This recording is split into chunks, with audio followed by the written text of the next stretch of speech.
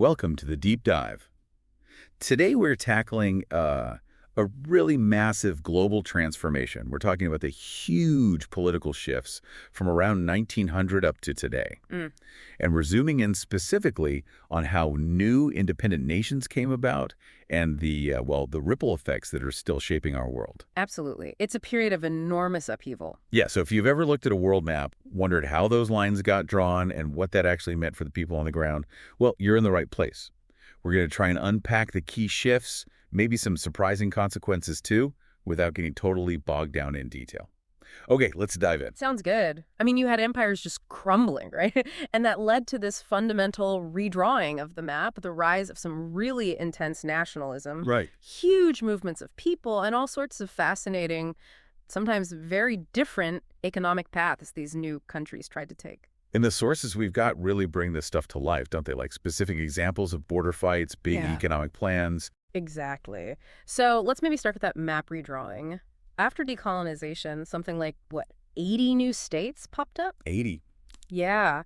And what's really striking is how often the borders of these brand new nations were basically just leftovers from the old empires. Yeah, you said it. The colonial powers, they drew lines often based on their own interests, didn't they? Like Yeah. resources or strategy. Precisely. Little thought given to the actual people living there, the existing ethnic groups, cultural lines, tribal I areas. see. It was all about what worked for the colonizer. Exactly. So these new independent states, they inherited a real mess, a real headache, whether they kept those old, often illogical borders or tried to redraw them, which is a massive task in itself. Yeah, I can imagine. They were facing huge challenges right from the get-go. And a prime example, maybe one of the most devastating, is the partition of India in 1947. Oh, definitely.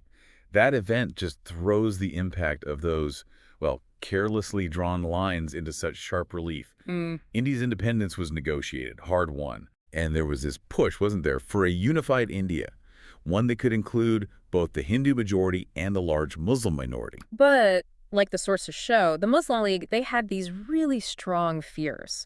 Fears about being sidelined, treated unfairly, in an India dominated by Hindus. Understandable fears, maybe? Well, those fears were certainly the driving force behind their demand for a completely separate state, for Pakistan. And that demand, it led to the division, the painful splitting of British India into two new countries.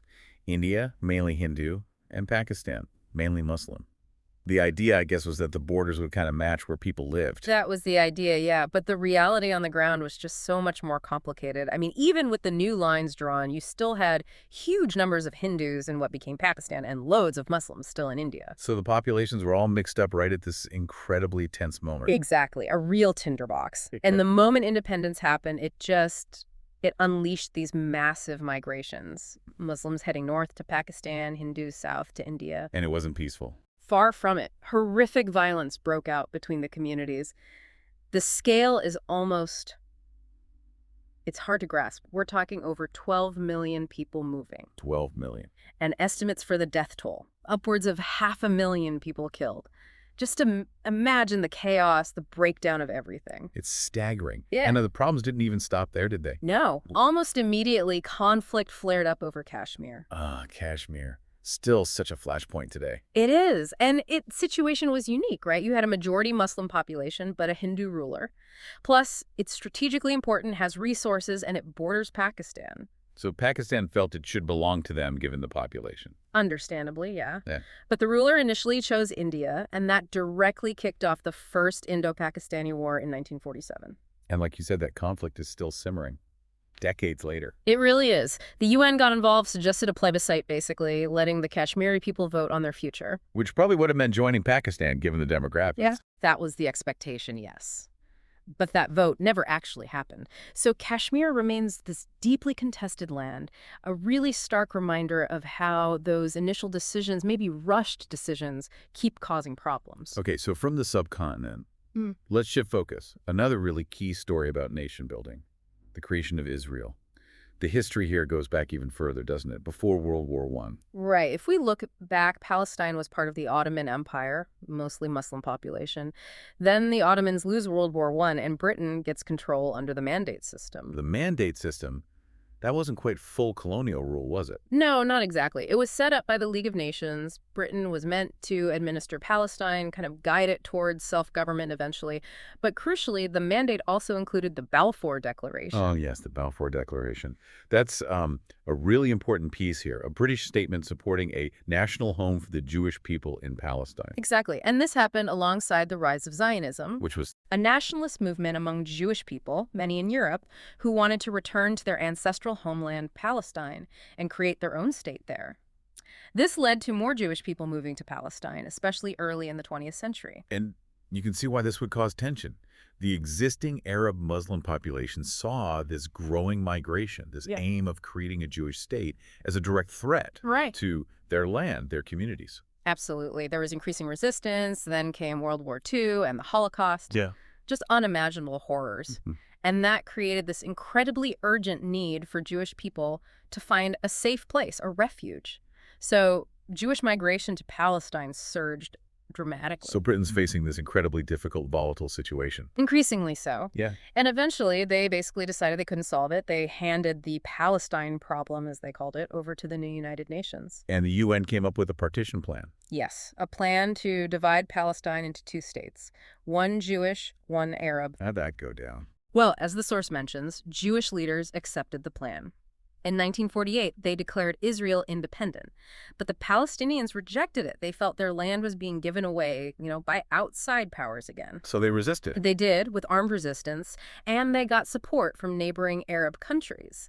This led to the first Arab-Israeli war. Which Israel won. Decisively, yes, but it marked the start of this incredibly long, deeply complex conflict that, well, it still dominates the Middle East today. Another really powerful and tragic example of how redrawing maps after empire ends can have such lasting, painful consequences. Okay, maybe let's touch on one more example just briefly to show a slightly different kind of challenge. Cambodia. Right, Cambodia. It didn't involve partition like India or Palestine, but it shows the intense internal struggles that could happen after independence. They got independence from France in '53. And then later, after the Vietnam War entanglement, the Khmer Rouge took over, Pol Pot. Yes. And what followed under the Khmer Rouge was just horrific, a radical, incredibly violent regime. Numbers are just sickening. Estimates are around 2 million Cambodians died. Mass killings, starvation, disease, a huge chunk of the population. Just devastating. It was. And this internal horror eventually led Vietnam to invade in 1978 and overthrow the Khmer Rouge. But that wasn't the end of Cambodia's troubles either, was it? No, because then Vietnam occupied the country, which also led to resistance.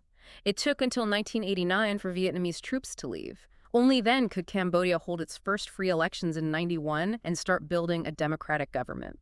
It's a really stark reminder, isn't it, that the challenges weren't always just about borders drawn by outsiders, but also about building stable, just societies from within. Absolutely. Okay. But so moving away from the map making and the violence that often came with it, our sources also really emphasize the big role governments in these new countries played in trying to shape their own economies. Yeah, this push for development, right? Yeah. Trying to break free from economic dependence on the old colonial powers. Exactly. It was an era of big state-led projects and plans. And the sources give us some great case studies. Maybe start with Gamal Abdel Nasser in Egypt. Nasser, yeah. A really key figure, wasn't he? Especially in the non-aligned movement. He was, and he was pretty clever at playing the Cold War rivals, the U.S. and the Soviet Union, off against each other to get support for Egypt. Like with the Suez Canal. That's the prime example. His bold move to nationalize the Suez Canal in 1956, taking control of that vital waterway. When Britain, France, and Israel tried to intervene militarily, He got help from the Soviets? he did. Crucial backing. It massively boosted his standing at home and cemented Egypt's control over the canal. It showed how these new nations could, navigate that global power struggle. And he also oversaw that huge dam project, the Aswan High Dam. Right. Completed in 1970, a massive undertaking. It really transformed things, generated much-needed electricity, provided water for irrigating huge areas of farmland. So big infrastructure. What else? Well, his government also brought in major social reforms. Things like free schooling, access to healthcare. The main point here is just how active the Egyptian state was in driving the economy after independence. Okay, so Egypt under Nasser What about India? We mentioned the Green Revolution earlier. Indira Gandhi was key there, wasn't she? She was India's first female prime minister, taking office in '66, and she inherited a really tough situation, economic crisis, partly from the conflict with Pakistan, plus severe droughts causing famine. So what was her approach? She went for state planning, introduced these socialist-leaning 5-year economic plans. The goal was basically more government control over the economy, less reliance on foreign aid, especially from the West. And the Green Revolution was part of that. A hugely successful part, introducing new high-yield seeds, modern farming techniques. It dramatically boosted food production. India basically became self-sufficient in food, which was a massive achievement. Quite a turnaround. Definitely. And she also nationalized major industries, banks, for instance, more government regulation, higher taxes on the rich, all aimed at tackling inflation and boosting production. Again, a very state-heavy approach. But these state-led models, they weren't always successful, were they? The sources mention other examples too. No, definitely not a guaranteed path to success. Tanzania under Julius Nyerere is one example. Tanzania, right. Independent in '61. Nyerere was the first president. And he brought in socialist policies, famously the Ujamaa program, cooperative agriculture. The aim, again, was self-reliance, less dependence on foreign aid. But it didn't quite work out. Well, the sources suggest these policies ultimately struggled. They didn't really lift the Tanzanian economy, and some argue they might have even held it back. It shows the real challenges of putting these big socialist ideas into practice, especially in developing economies. Okay, and there was Sri Lanka too. Sirimavo Bandaranaike. Yes, another fascinating figure, the world's first female prime minister. She also turned to socialist policies when Sri Lanka hit economic problems in '65. Things like redistributing land, nationalizing industries, restricting trade. And the result there. Similar story, unfortunately. The sources indicate those policies didn't bring about the hoped-for economic growth either. So it really shows, doesn't it? There's this wide range of economic strategies these new nations tried. Absolutely. Everything from Nasser's state capitalism mixed with non-alignment to India's planned economy to the more purely socialist experiments in Tanzania and Sri Lanka. And clearly, no single easy answer to achieving prosperity after decades of colonial exploitation. It was complicated. Very complex. Nation building is tough work, and the economic hurdles were just immense. Okay, let's shift gears one last time. There's another consequence of colonialism ending that the sources highlight, maybe less political, but really significant. People moving to the old colonial powers, to the metropoles. Can you just quickly explain that term? Sure. Metropole just means the home country, the center of the former empire. So like Britain was the metropole for India, or France was the metropole for Algeria. Got it. And the point is that even though these colonies fought for independence, there were still these deep connections, right? Cultural, economic. Exactly. Decades, sometimes centuries, of colonial rule meant people in the colonies became familiar with the metropole's language, its culture, its ways of doing things, even while resisting the rule itself. So when things were tough economically in the newly independent countries, lack of jobs, maybe instability. Some people looked to the former metropole for opportunities. They migrated to the big cities there, looking for work, maybe education, different kind of life. And we see specific examples of this. Oh yeah, classic examples are people from South Asia moving to Britain, Algerians migrating to France, Filipinos heading to the United States. Big movements of people. And this had a huge impact on those metropoles, didn't it? Absolutely massive. It fundamentally changed societies that had been, largely homogenous. Suddenly they became much more multi-ethnic, multicultural. That's a huge shift with all sorts of social and cultural effects, both positive and challenging. And it meant the ties weren't completely cut, even after independence. Precisely. As the source concludes, this migration actually maintained, maybe even strengthened, certain cultural and economic links between the ex-colonies and the metropoles long after the empires themselves were gone. It's another lasting legacy, of that whole colonial era. Okay, so wrapping this up, we've covered quite a bit.